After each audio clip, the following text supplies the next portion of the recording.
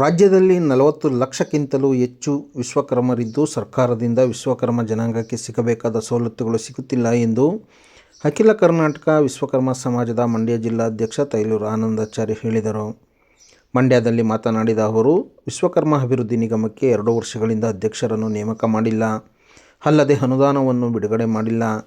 ವಿಶ್ವಕರ್ಮರು ದೇಶದ ಸಂಸ್ಕೃತಿಯನ್ನು ಉಳಿಸುವ ಶಿಲ್ಪಿಗಳಾಗಿದ್ದಾರೆ. ಅಯೋಧ್ಯೆಯಲ್ಲಿ ರಾಮಲಲ್ಲ ವಿಗ್ರಹ ಮಾಡಿದ ಅರುಣ್ ಯೋಗಿರಾಜ್ ರವರು ಸೇರಿದಂತೆ ಹಲವರಿಂದ ದೇಶಕ್ಕೆ ಗೌರವ ಬಂದಿದೆ.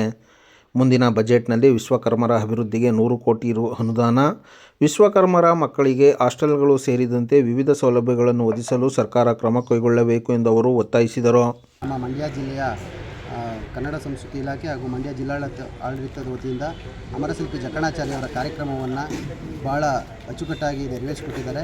ಹಾಗೆ ನಮ್ಮ ಎಲ್ಲ ತಾಲೂಕಿನ ಸಾಧಕರಿಗೆ ಸನ್ಮಾನವನ್ನು ಕೂಡ ಮಾಡಿದ್ದಾರೆ. ಇದು ಹೀಗೆ ಮುಂದುವರಿಬೇಕು. ಇದೇ ರೀತಿ ಸನ್ಮಾನಕ್ಕೆ ಸೀಮಿತ ಆಗಬಾರ್ದು. ನಮ್ಮ ದೇಶದಲ್ಲಿ ನಾವು ವಿಶ್ವಕರ್ಮರು 12 ಕೋಟಿ ಜನಸಂಖ್ಯೆಯಲ್ಲಿದ್ದೇವೆ. ನಮ್ಮ ರಾಜ್ಯದಲ್ಲಿ 45 ಲಕ್ಷ ಜನಸಂಖ್ಯೆಯಲ್ಲಿದ್ದೇವೆ. ಅದು ನಮ್ಮ ಜಿಲ್ಲೆಯಲ್ಲೂ ಕೂಡ ನಾವು 2 ಲಕ್ಷಕ್ಕೂ ಅಧಿಕ ಜನಸಂಖ್ಯೆಯಲ್ಲಿದ್ದೇವೆ. ಎಲ್ಲ ತಾಲೂಕಿನಲ್ಲೂ 15ರಿಂದ 20-25 ಸಾವಿರಕ್ಕೆ ಜನಸಂಖ್ಯೆಯಲ್ಲಿದ್ದೇವೆ. ಆದರೂ ಕೂಡ ನಮಗೆ ಸಿಗಬೇಕಾದಂಥ ಸರ್ಕಾರಿ ಸವಲತ್ತುಗಳು ಯಾವುದೂ ಸಿಗ್ತಾಯಿಲ್ಲ. ಸರ್ಕಾರ ಮುಂದಿನ ದಿನಗಳಲ್ಲಾದರೂ ಕೂಡ ನಮ್ಮ ಸಮುದಾಯಕ್ಕೆ ಸಿಗಬೇಕಾದಂಥ ಸವಲತ್ತುಗಳನ್ನ ಕೊಡಬೇಕು. ಈಗ ನಮ್ಮದು ಏನು ಅಭಿವೃದ್ಧಿ ನಿಗಮ ಅಂತ ಮಾಡಿದ್ದಾರೆ, ಈ ನಿಗಮಕ್ಕೆ ಅನುದಾನವೇ ಇಲ್ಲ.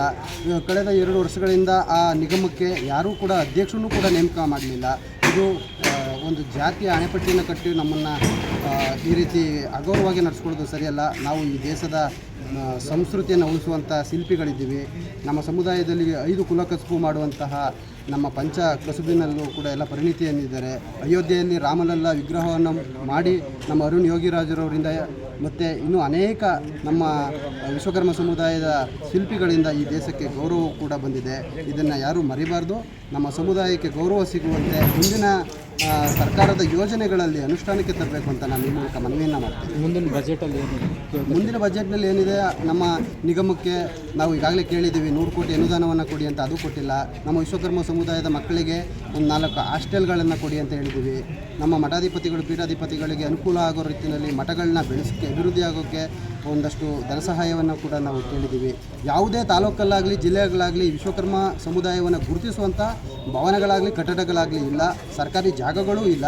ದಯಮಾಡಿ ಮುಂದಿನ ದಿನಗಳಲ್ಲಿ ಪ್ರತಿ ತಾಲೂಕಿಗಾರು ಒಂದು ವಿಶ್ವಕರ್ಮ ಸಮುದಾಯ ಭವನ ಮಾಡುವಂತೆ ಒಂದು ಸರ್ಕಾರ ಒಂದು ನಿಲುವನ್ನು ತೆಗೆದುಕೊಳ್ಬೇಕು ಅಂತ ನಾನು ಈ ನಿಟ್ಟಿನಲ್ಲಿ ಮನವಿಯನ್ನು ಮಾಡ್ತಾಯಿದ್ದೀನಿ.